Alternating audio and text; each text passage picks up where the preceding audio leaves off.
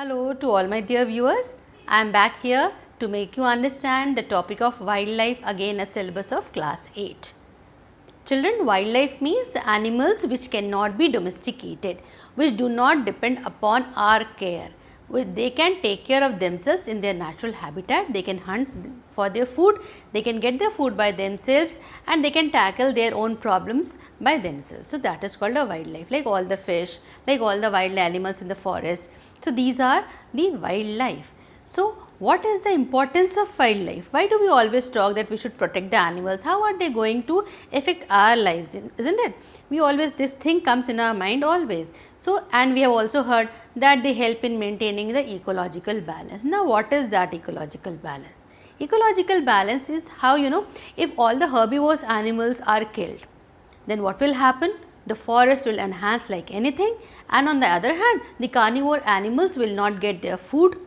So, they will run towards the human habitat for their prey. So, it will be dangerous for us. So, it is better that the ecological balance in the environment is maintained in the forest. So, we should not cut the forest, we should not devoid them of their forest. Secondly, they are important because they provides a aesthetic value. They provide aesthetic value. Aesthetic value means they provide lot of beauty and pleasure to our eyes. When we see the wild animals, they are very beautiful. They provide aesthetic value. When they provide aesthetic value, this means that they will promote tourism. When they will promote tourism, they will generate a lot of employment. There will be a lot of employment generation. Next is that they also provide humus to the soil.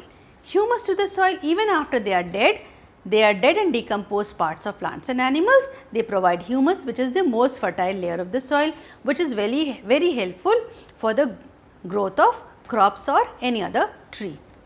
Then they also provide a warning system. How, children?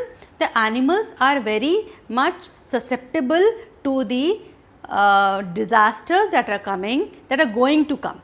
Like animals, they change their behavior when an earthquake or a tsunami kind of a thing is approaching. So, if we humans are able to take that information, we can harness that information and devise a system which could warn the people and can save their lives. So, this way, if we can do and harness this information of the changing behavior of the animals, they can be taken up as a warning system. We talk about conservation of these wild animals now, children.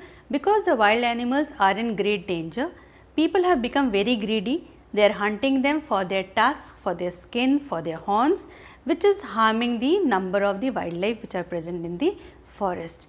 Second important thing which is severely damaging the wildlife is the deforestation and the urbanization.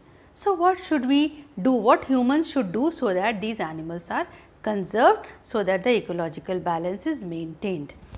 So, hunting and poaching has become banned. The government has taken some steps, and hunting and poaching means illegal hunting of the animals which are endangered, and even then if the people are hunting them, then the term poaching is being used. So, hunting and poaching is being banned by the government side. Killing of wildlife has become a punishable offence. If you are caught killing, then you get punishment as you kill a human being. Then national parks and wildlife sanctuaries are being set up by the government so that these animals can be protected. Now, I am going to deal with the difference between the national parks and the wildlife sanctuaries. National parks, children, national parks, they not only protect the wildlife, but also the flora and the fauna of that particular area, and they not only protect, they also put an effort to enrich that particular area, the flora, the fauna, the animals over there. But in wildlife sanctuaries, mostly the wildlife animals are taken care of from further depletion, so that their number should not dwindle. They are kept in their natural environment. The complete forest is protected. Wildlife sanctuaries, randomly people can enter these forests, whereas the people could not enter these forests, only the visitors are allowed in the national parks. In national parks, collection of forest products is highly prohibited, whereas in wildlife sanctuaries, moderate amount of collection of firewood, timber, medicinal herbs is allowed for the research purposes. Mostly all the national parks in India, they are owned by the government, but wildlife sanctuaries can be owned by private individuals as well. This is all for class 8th chapter Natural Resources and Wildlife and Vegetation. Children, if you find this video helpful, do like, share and subscribe, and if you have any doubts, do send me in the comment section. I will try to clear it in my next video, and thanks for watching.